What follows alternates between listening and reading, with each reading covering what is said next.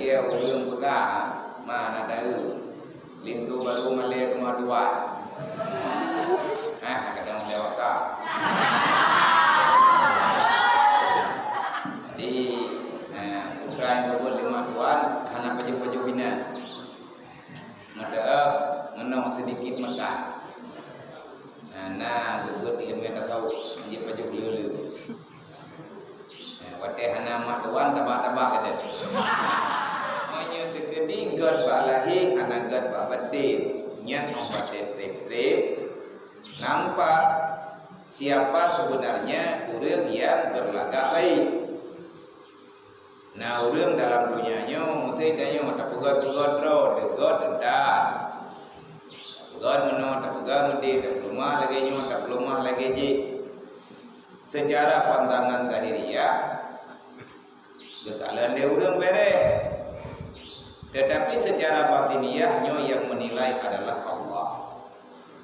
Maka sifat akhlakul karimah baik zahir dan batin terbagi kepada dua bahagian. Yang pertama yaitu sifat yang zahir lagi ada pegawno naga dapat dilihat dengan mata kepala. Kayak sopan dengan Islam, bukan sopan dengan pandangan. Sopan dengan syariat. Cara bercakap, bertutur bahasa sopan menurut syariat.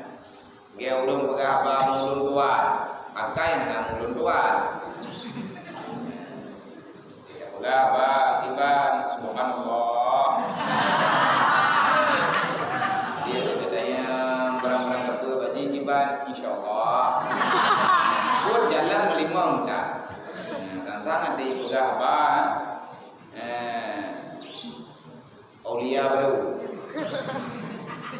ini yang cara aja di baju minta punya adab makan dan minum buat teh hana tahunya ingat liung na di ulung dania lagi ulung pegang mana tahu lintu baru malek dua kadang lewat ka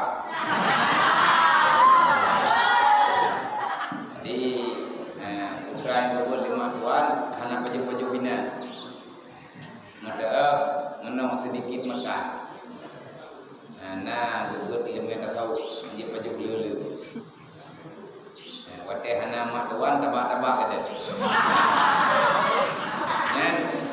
nyan cip yang modernnya nyo yang zahiriyah kalau leun bere tetapi hakikat bere ngahana bere kan secara zahiriyah tetapi secara batiniyah.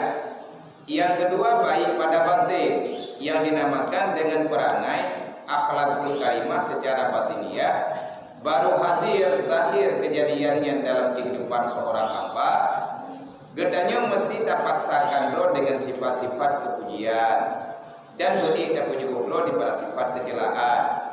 Yakni yang dimaksud dengan perangai yang baik itu berbuat akan ibadat yang 10 yang tersebut dahulu.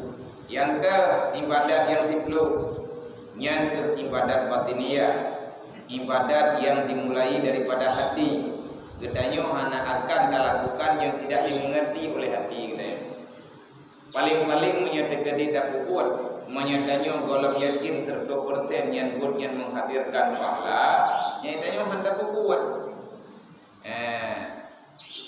artinya yang kanyo lakukan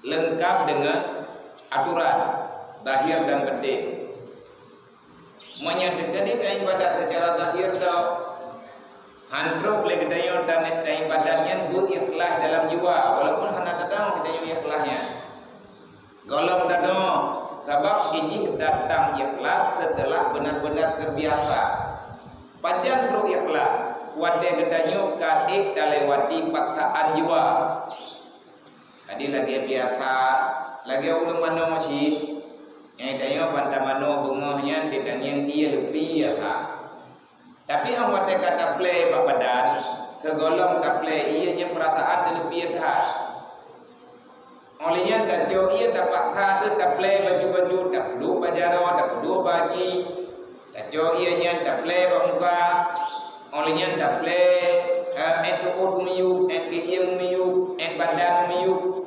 dagu miu olehnya perlu dah play dulu nam dual hebok dima dah play ia dia ke badan baru ada rahahi jua dia urang mana kita kengon dia urang tung ni semayang kita kengon segala gedung ni semaya menyatanya urang hana biasa tinggal bahkan terlalu lebih tangkah wadah tak julok jaro terus ego-ego nyan bah lebih mungkin tetapi Ahmad dia kata mana nyan ka terbiasa begitu darah jaro nyan kamangan mana nanti urang mana dengan dalam ulam ya subuh wadah pun ke mana wadah ke buduk ke jaro tentang matha Ahmad dia duduk-duduk baru mangan menanti gedanya cara dalawan kemalasan boleh banyak dalawan lagi gedanya dapat Quran tentang hantu-hantu buat tempat biu lagi ada ibugan tentang hana menjandra